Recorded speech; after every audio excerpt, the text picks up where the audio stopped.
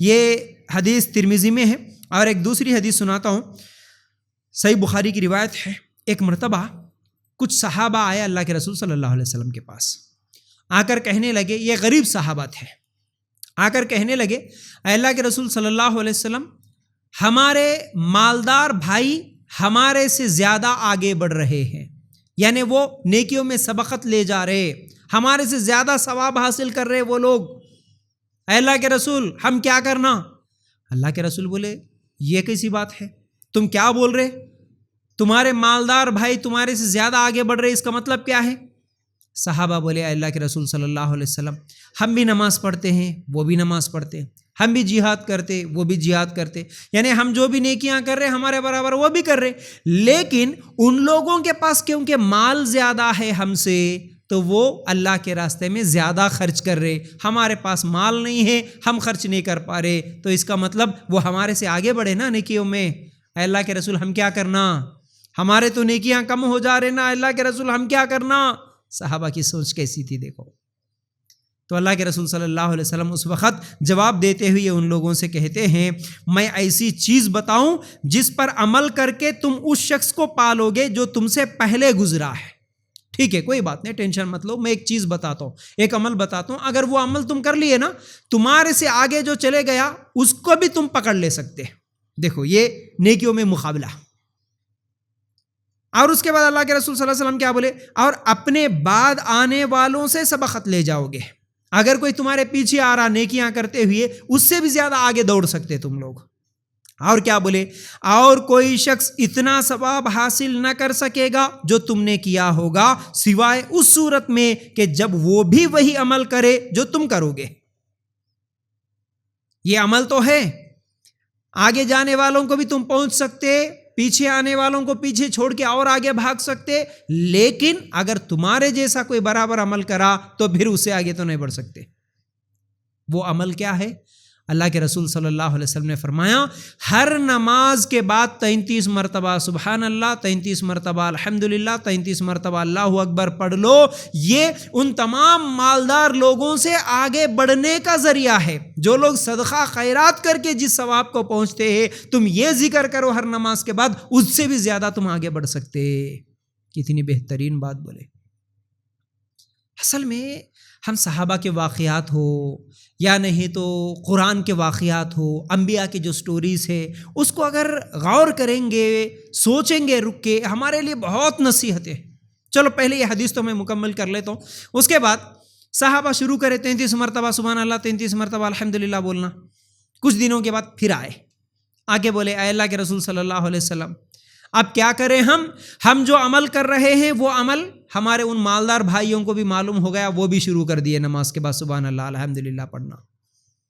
اب اللہ کے رسول صلی اللہ علیہ وسلم بولے یہ اللہ کا فضل ہے، جسے چاہتا ہے عطا کرتا ہے، اب میں کچھ نہیں کر سکتا. یہ اللہ کا فضل ہے. مال بھی دیا تو اللہ کا فضل ہے، نیکی کرنے کی توفیق بھی دیا تو وہ اللہ کا فضل ہے. اب اللہ تعالیٰ جس کو چاہے دے دیا تو اب میں اس میں کچھ بھی نہیں کر سکتے. مطلب کیا ہے؟ اب دیکھو اتنے اس واقعے میں کتنے ہمارے لیے نصیحتیں. ایک تو پہلی چیز یہ معلوم ہوئی کہ صحابہ کے اندر نیکیوں میں آگے بڑھنے کا جذبہ کیسا تھا.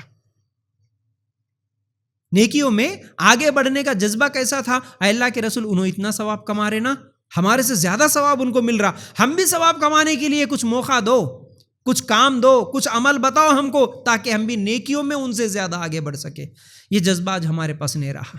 ہم دنیا کے مقابلے میں تو بہت زیادہ مقابلہ کرنے کے لیے تیار ہیں، چاہے وہ دنیا کی ڈگریوں میں، دنیا کے مال میں، دنیا کی دولت میں، دنیا کے گھروں میں، پلاٹوں میں، ہر چیز میں. انہوں 1 کمائے تو ہم 2 کمائیں گے، ان کے 2 پلاٹ ہے تو ہمارے 4 ہو جائے، ان کے 1 لاکھ ہے تو ہمارے 10 ہو جائے، ان کے پاس 10 ہے تو ہمارے 20 ہو جائے. ہم دنیا کے بارے میں تو مقابلہ کرتے، اس کے لیے تو سوچتے. ایک کاروبار ہے مرد سوچتا، اور ایک کاروبار کہیں تو بھی فائدہ ملے تو میں اس کو بھی شروع کر لوں. دنیا کے بارے میں مقابلہ بہت کر لیتے ہم لوگ. لیکن صحابہ دین کے تعلق سے، نیکیوں کے تعلق سے، نیکیوں میں ہم کیسے آگے بڑھنا، یہ مقابلہ تھا صحابہ کا. اور اس کے بعد اگر وہ لوگ بھی برابر شروع کرے وہ عمل، حالانکہ یہ عمل کتنا آسان ہے، نماز کے بعد 33 مرتبہ پڑھنا آسان عمل ہے، لیکن صحابہ یہ نہیں سوچے، مالدار صحابہ چلو جی ہم کو کیا ضرورت ہے، نماز فوراً پڑھ لیں گے، جا کے ہم اپنے کاروبار میں لگ جائیں گے، ہم کو کیا ضرورت ہے. نہیں، وہ بھی سوچے کہ ٹھیک ہے اللہ کے راہ میں خرچ کرنے کی جو بھی فضیلت ہے وہ بھی ملے گی، اور بیٹھ کر سبحان اللہ پڑھنے کی یہ بھی فضیلت ہم کو ملے گی، چلو ہم بھی کر لیں گے، وہ بھی عمل کرنا شروع کریں۔ اللہ اکبر۔ اور ایک چیز دیکھیے، آج ہمارے پاس عمل اتنا اکثر لوگوں کا عمل ایسا ہے کہ نیکیوں میں ہمارے کو اتنی دلچسپی نہیں رہی، حالانکہ گناہ ہمارے زیادہ ہے۔ اکثر لوگوں کا عمل ایسا ہے کہ نماز پڑھتے ہیں، فوراً سلام پھیر دیتے ہیں، فوراً ہاتھ اٹھا لیے اور 2-4 دعا کے کلمات زبان سے ادا کر دیے، وہ بھی ذہن کدھر ہے، کیا مانگ رہے، کیا پوچھ رہے، کچھ بھی نہیں۔ ایک روٹین بن گئی، ایک عادت بن گئی، ہم کو نماز پڑھنے کا ایک سسٹم بنا لیے کہ جلدی جلدی نماز پڑھو، سلام پھیرو، سلام پھیرتے ہاتھ اٹھاؤ، اللہم انت السلام ربنا آتنا لا الہ الا انت سبحانک کا کچھ تو بھی پڑھ دیے، سبحان ربک رب العزت بول دیے، اٹھے چلے گئے۔ حالانکہ اکثر لوگوں کو یہ نہیں معلوم ہے کہ نماز الگ ہے، دعا الگ ہے۔ ہر نماز کے بعد ہاتھ اٹھا کے دعا کرنا لازم نہیں ہے، ضروری نہیں ہے، شرط نہیں ہے۔ اللہ کے رسول کا اصل طریقہ یہ ہے کہ نماز کے بعد، سلام پھیرنے کے بعد دعائیں کرو، اذکار پڑھو۔ کون سی دعائیں، کون سے اذکار؟ جو قرآن و سنت سے ثابت ہے۔ سلام پھیرنے کے بعد 1 مرتبہ اللہ اکبر کہو، 3 مرتبہ استغفر اللہ کہو، 33 مرتبہ سبحان اللہ، 33 مرتبہ الحمدللہ، 33 مرتبہ اللہ اکبر کہو۔ پھر اس کے بعد اشہد ان لا الہ الا اللہ وحدہ لا شریک لہ لہ الملک ولہ الحمد وہو علی کل شیء قدیر پڑھو۔ اس کے بعد ربی اعنی علی ذکرک و شکرک و حسن عبادتک یہ پڑھو۔ اس کے بعد بھی اور 2-4 دعائیں ہیں، اور مغرب اور فجر کی نماز ہے تو قل هو اللہ پڑھو 3 مرتبہ، قل اعوذ برب الفلق پڑھو، قل اعوذ برب الناس پڑھو 3 مرتبہ۔ یہ سب پڑھنا ہے۔ نماز کے بعد کے اذکار یہ ہیں۔ اس کے بعد بھی اگر آپ کو دعا کرنا ہے تو کرو، کوئی گناہ نہیں ہے۔ لیکن یہ تمام چیزیں چھوڑ کر شارٹ کٹ راستہ، سلام پھیرے، دعا کے لیے ہاتھ اٹھا دیے، 2-4 دعائی کلمات بول دیے، اٹھ کے بھاگ گئے۔